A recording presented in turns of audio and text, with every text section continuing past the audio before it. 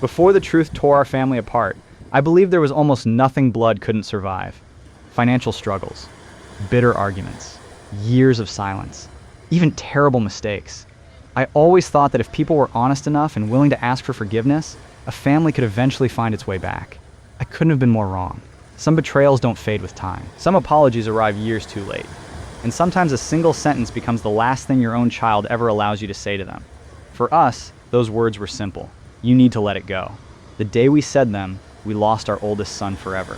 What happened afterwards still keeps me awake at night, because he didn't just walk away from us. He disappeared with our granddaughter, erased every trace of his life, and built a future where we no longer existed.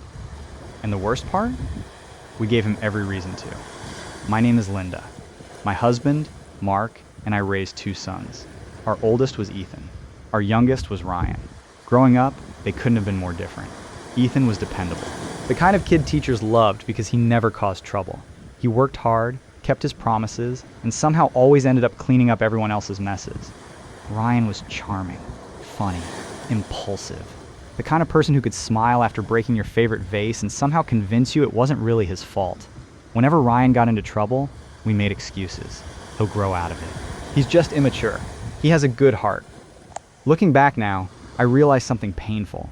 Ethan learned that being responsible meant carrying everyone else's burdens. Ryan learned that someone would always rescue him. We called it parenting. It wasn't. It was favoritism dressed up as compassion. We just refused to admit it. By the time they were adults, Ethan had built a wonderful life. He married a woman named Lauren. They had a beautiful little daughter named Ava, who had just turned 5.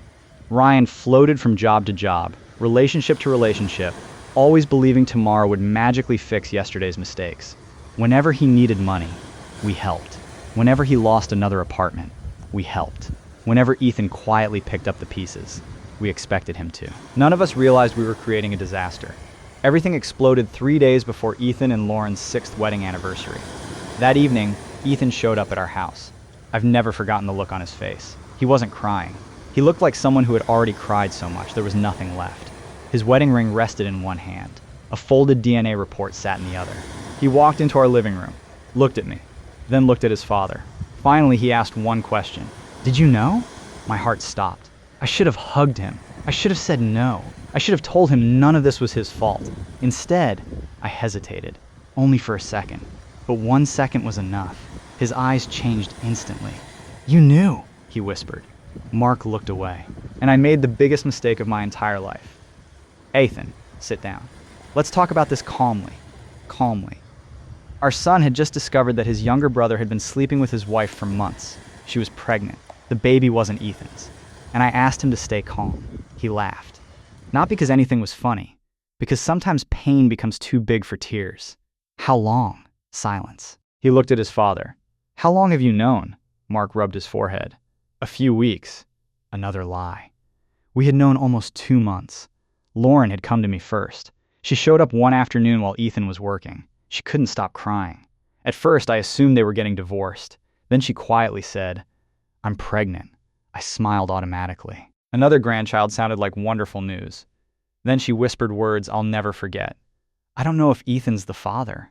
The room felt cold. "What are you talking about?" She covered her face. "It might be Ryan's." For a moment, I honestly thought I'd misunderstood.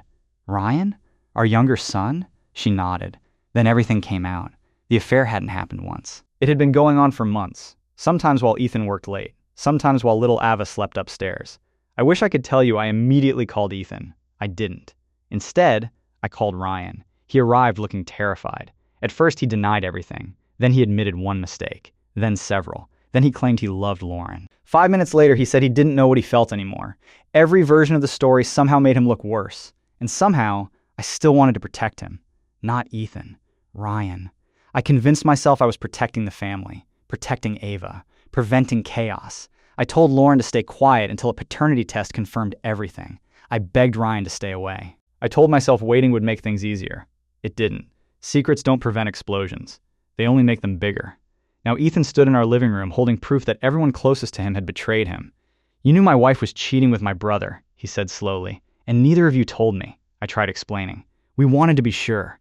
We didn't want to hurt Ava." The second I mentioned his daughter, his expression hardened. "Don't use my little girl to justify this." Mark stepped forward. There are children involved now. We have to think about the future. Ethan stared at him. The future? We're not saying forgive them today, Mark continued carefully. But eventually, for Ava's sake, you're going to have to move on. There it was. The sentence that destroyed our family. Move on. I should have stopped my husband. Instead, I agreed. Your father is right, I said quietly. I know this hurts, sweetheart, but Ryan is still your brother. Ethan closed his eyes. When he opened them again, something inside him had disappeared. No, his voice was calm now. He stopped being my brother the moment he chose my wife. I whispered his name. Ethan, he raised one hand, not in anger, just finality. And the two of you stopped being my parents the moment you decided protecting him mattered more than telling me the truth. Then he turned, walked out our front door, and none of us realized. It would be the last time we'd ever see our family the way it had been. I kept telling myself Ethan just needed time, a few days, maybe a few weeks. Eventually, he'd cool off, answer our calls, and we'd start putting the pieces back together. I couldn't have been more wrong. 4 days after our confrontation, Lauren called me in tears. Ethan's gone. At first, I thought he'd checked into a hotel. Instead, she'd come home to an almost empty house. His clothes were gone, his personal documents, Ava's birth certificate, school records, medical files, savings account paperwork, everything. He hadn't acted out of anger. He'd planned every detail. He'd already hired an attorney, filed for divorce, requested temporary custody. Because Ava was legally his daughter, because Lauren admitted the affair, and because evidence showed Ryan had been visiting their home while Ava slept upstairs, the court granted Ethan temporary custody almost immediately. Lauren was allowed supervised visits. Ryan was forbidden from contacting Ava. Within a week, our son disappeared. Not just from that house, from our lives. The last time I saw my granddaughter, she stood beside Ethan's pickup truck wearing a tiny pink backpack and hugging a stuffed fox. I hurried down the driveway. Ava, Grandma's here, she smiled automatically. Then Ethan quietly stepped between us. He didn't yell. He didn't threaten me. He simply created a boundary. Please don't, I stared at him. Let me hug her. He slowly shook his head. She's confused enough already. I'm her grandmother. His tired eyes met mine. And I was your son. Those 7 words crushed me. Ava tugged on his sleeve. Daddy, is Grandma mad at me? He knelt beside her. No, sweetheart. Grandma's just sad. Go buckle up. She climbed into the truck without another question. As Ethan opened the driver's door, I grabbed his sleeve. Please don't take her away from us. He gently stepped back. You already took enough from me. Then he drove away. For months, we tried everything. Calls, texts, emails, birthday gifts, Christmas presents. Every message came back unanswered. His phone number disappeared. His social media accounts vanished. He sold his house, left his job. Even Ava's school refused to tell us where she'd transferred. It felt like he'd erased himself from the map. Mark grew angry. He's punishing us. Ryan insisted Ethan was using Ava as leverage. For a long time, I repeated those same excuses.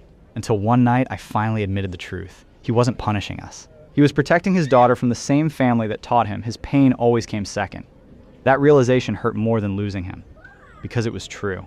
Life kept moving. Lauren gave birth to Ryan's son.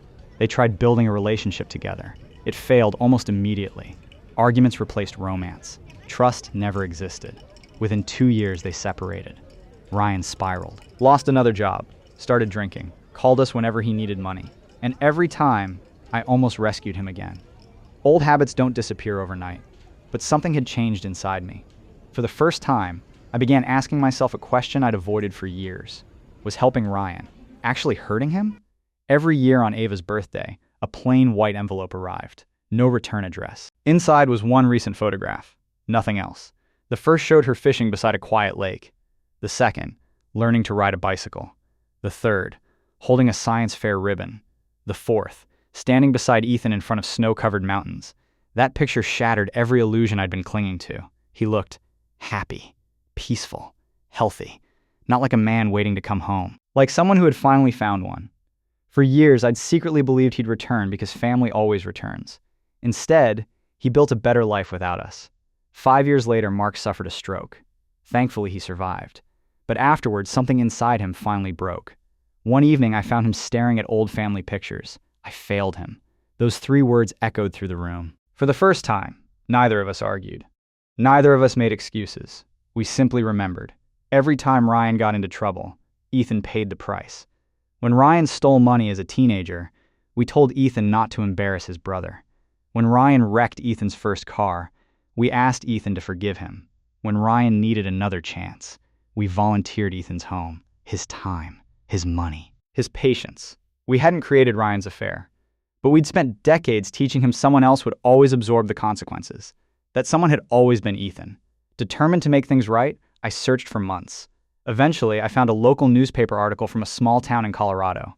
There was Ethan, coaching a youth soccer team, standing beside Ava, both of them smiling. They even shared a different last name now. He'd completely started over.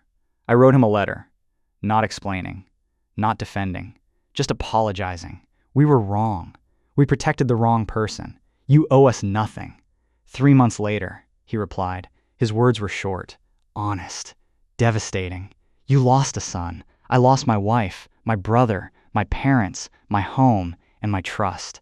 I didn't leave for revenge. I left so Ava would never believe love means accepting betrayal. Please don't contact us again. I read that letter dozens of times. Every sentence was deserved. Months later, Ryan showed up asking for money. I need help. For years, I'd have opened my checkbook before he finished speaking. This time, I said no. He stared at me. So Ethan finally turned you against me? Before I could answer, Mark slowly stood. No. He finally opened our eyes. Ryan exploded. He blamed Lauren. Alcohol. Stress. Bad luck. Anyone except himself. As I watched him, I suddenly understood something. Ethan had always asked for accountability. Ryan always asked for rescue. There was a world of difference. Years passed. Mark's health slowly declined. One spring morning, he quietly passed away. I called Ethan only to tell him, I won't ask you to come. There was a long silence. Then he simply replied, thank you. I expected that to be our final conversation. Instead, he appeared at the funeral. Standing in the back of the chapel was Ethan. Beside him stood Ava, now a teenager. And next to them, a woman I'd never met, his wife. His new beginning. Ryan rushed toward him, crying, I'm sorry. We're still brothers. Ethan looked at him calmly. No, you threw your brother away years ago. Ryan asked if he could meet Ava. Ethan answered without hesitation. She isn't responsible for helping you feel forgiven. Ryan broke down.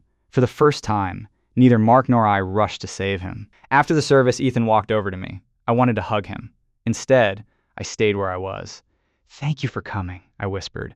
Ava wanted to say goodbye to Grandpa, he replied. I looked at my granddaughter. She smiled politely. She didn't know me. That hurt more than anger ever could. Before leaving, Ethan handed me a sealed envelope. Ava wrote this. That night, I opened it. Inside, she wrote, Dad says adults sometimes make mistakes that change families forever. I don't remember everything that happened, but I know one thing. He's the best dad I could ever ask for. I hope Grandpa knew I remembered him. I'm okay. I cried harder than I had in years. Not because she'd forgiven us. She hadn't. Because she'd shown kindness without pretending the past never happened. That was enough. Today, Ethan and I exchange an occasional email. They're short, respectful. He tells me Ava is thriving. I tell him I'm still in therapy. Ryan is finally getting counseling too. He's learning accountability. One painful step at a time. Will our family ever be whole again? No. Some bridges never return after they've burned. But I learned something I wish I'd understood decades earlier. Love without respect isn't love at all. Sometimes the greatest act of love isn't asking someone to come back. It's accepting that they were right to leave. And if there's one lesson I hope every parent hears from our story, it's this. The child who never complains is often the one hurting the most. Ignore that long enough, and one day, they may build a life where you no longer have a place in it.